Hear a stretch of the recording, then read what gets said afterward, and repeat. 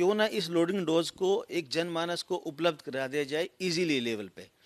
उसको ये जानकारी हो जाए कि हमको हॉस्पिटल, अपने घर से हॉस्पिटल तक जाने से पहले अगर हम इस लोडिंग डोज को अपने घर में ही खा लेंगे तो जो काम हॉस्पिटल में 15, 20, 25, 30 या 40 मिनट बाद होना है वो दवाई आप घर से लेके चल रहे हैं, तो हो सकता है आपके हॉस्पिटल आते आते आपकी समस्याएं भी समाप्त हो जाए।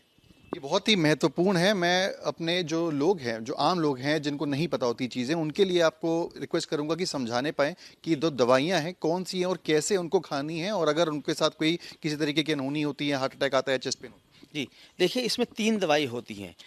हम सभी लोग जानते हैं कि जब हार्ट अटैक होता है तो हार्ट की जो नसें होती हैं वो ब्लॉक कर जाती हैं, उसके अंदर खून के थक्के बनने लगते हैं, उसकी वजह से हम लोगों को हार्ट अटैक होता है। तो उसको रोकने के लिए 2 गोली इकोस्प्रिन की एक साथ खानी होती हैं। ये ब्लड थिनर है, जो खून का थक्का बन रहा है उसको रोकती है, उसको बनने नहीं देती है। दूसरा जो टैबलेट है ये रोजुवास्टेटिन का है, इसको सामान्य भाषा में अगर हम बात करेंगे तो कोलेस्ट्रॉल कम करने की दवाई होती है। ये उस थक्के के प्रसार को रोकती है। है? इन दोनों को कैसे लेना है? ये 2 गोली, हमको 2 गोली इकोस्प्रिन और 1 टैबलेट रोजुवास्टेटिन की पानी के साथ खा लेनी है।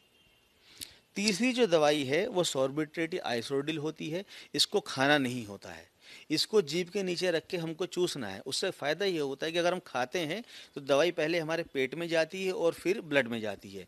चूसने से ये दवाई सीधा आपके ब्लड में ही जाएगी।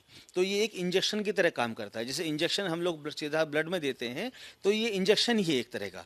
तो जैसे ही हम इसको खाते हैं ये तुरंत असर कर देती है, और ये इसका काम होता है कि जो हृदय की जो नसें सिकुड़ गई हैं, जो ब्लॉक हो गई हैं, उनको खोल देगा।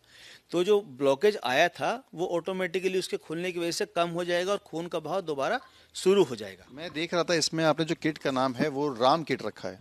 राम किट के पीछे रखने के नाम के पीछे क्या उद्देश्य है? देखिए इसके पीछे कई सारी चीज़ें हैं। पहली चीज़ तो प्रभु राम सबका एक जो हम लोग की आस्था है कि जब कुछ भी गलत होता है तो ईश्वर बचाएंगे, तो एक तो वो। दूसरा इसके पीछे जो सबसे बड़ा जो मोटिव है वो मोटिव है कि जो गांव देहात का इंसान है या जिसको नहीं मालूम